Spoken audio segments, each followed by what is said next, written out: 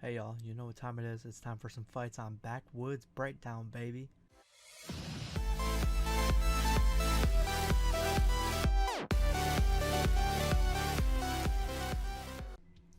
Hey everybody, what's up my fight fans, my party people, and everyone who just wants to support me. 259 was an amazing week of fights, a few disappointments, but all in all, I went 5-0. First undefeated card. Super excited. I actually did really good on the prelims as well, on the early prelims. I think I only lost like one or two fights the whole night. So 259 was an amazing fight. I went 5-0. Rakic taking the win. Makhachev taking the win. Sterling taking the win, but it was by DQ. So, I really don't count that one. Them two will be rematching, and I cannot wait to see that. Nunes, arguably the GOAT. Not even the greatest woman of all time, the greatest fighter of all time. Nunes just keeps dominating, and there's no one that can stop her, and it's pretty clear. And then Jan comes off with the W against Israel Adesanya in a super fight, which everyone was hoping Izzy would win, because then we could get John Jones versus Israel Adesanya. That fight is still possible, but it's going to take a long journey of Israel going back to middleweight, defending his title, then coming back up to light heavyweight to win a fight there before John Jones would give him any recognition of them two fighting. I just wanted to touch on 259 because it was a really, really good fight, really, really good card, and I went 5-0. So now we're up to 11-9 on the year on Backwoods picks, and then we'll transition straight from those picks of last fight into UFC 260.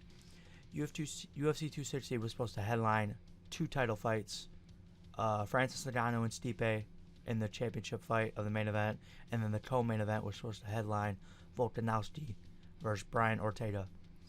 That fight has been canceled due to COVID-19 complications.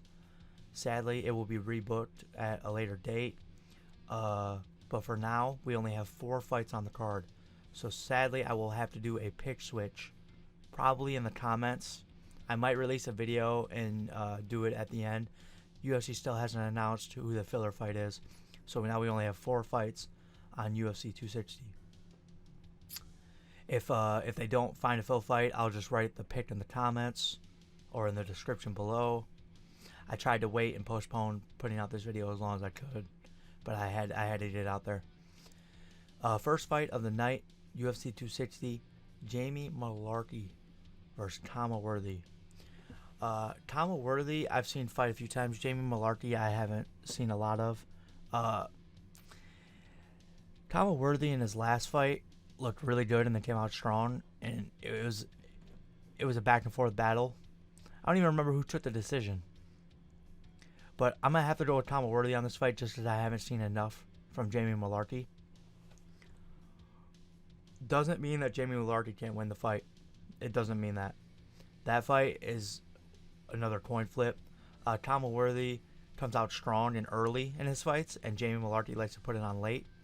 We'll see what goes with that fight. I don't know if it'll be the first fight of the night or they'll slide someone before them. There will be a 5th fight somewhere on this main card, though. And then the second fight of the night is Sean O'Malley returning after his first loss. Sean O'Malley is a really, really hype dude, fun style to watch, really entertaining. A lot of people enjoyed him. In his last fight, he got destroyed by Marlon Vera with leg kicks. Sean O'Malley's still acting like he's never lost. He even posted on Twitter saying that he was putting his undefeated record on the line this weekend. Sean O'Malley's 12-1. He's not undefeated. And he's facing Thomas Almeida, who is a vet in that division. Thomas Almeida has fought the who's who and been through it. I'm going to pick Sean O'Malley on this fight just because I want him to win. I don't think that he can beat Thomas Almeida, if you want me to be really honest. I think Thomas Almeida probably comes out with the win here. But I'm going to take Sean O'Malley because I'm going to ride this hype train for one more fight. Third fight of the night, but will probably be the co-main event.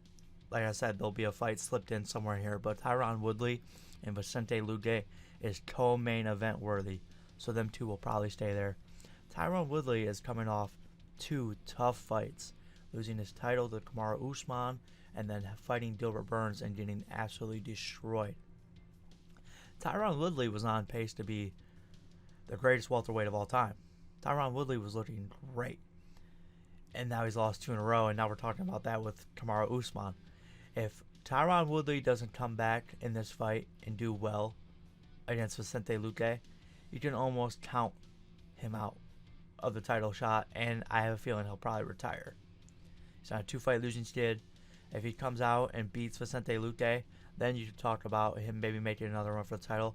But other than that, I really think that he's reached his peak and his plateau in the sport. So I'm going to have to go with Vicente Luque on this fight. The main event.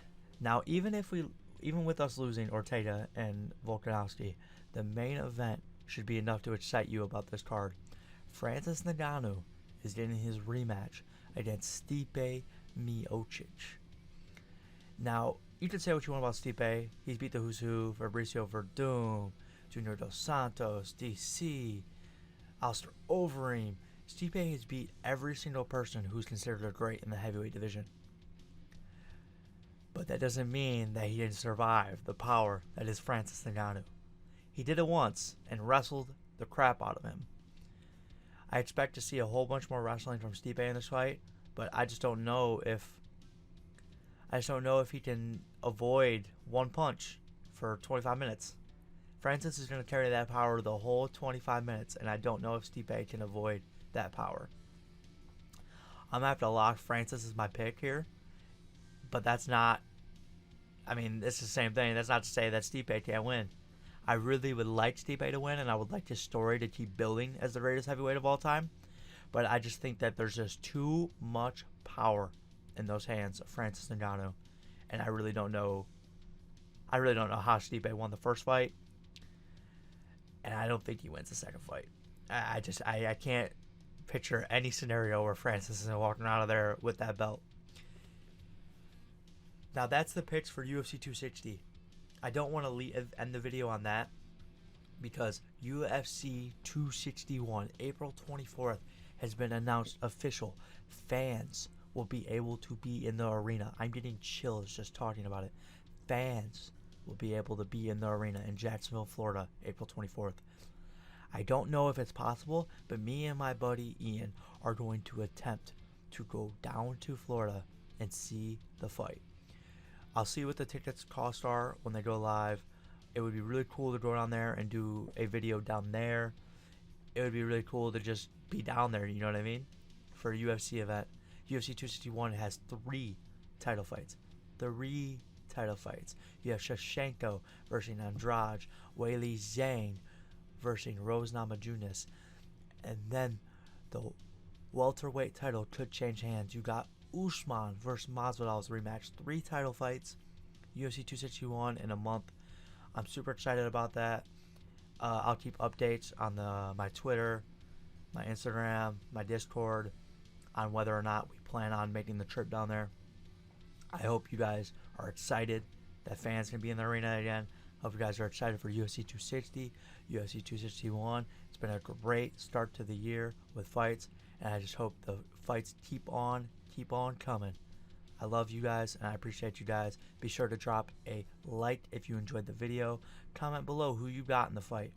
And while you're at it, if you enjoy the content, be sure to subscribe to the channel and turn on the bell for all future videos. I appreciate you guys. Until next week on Backwoods Breakdown.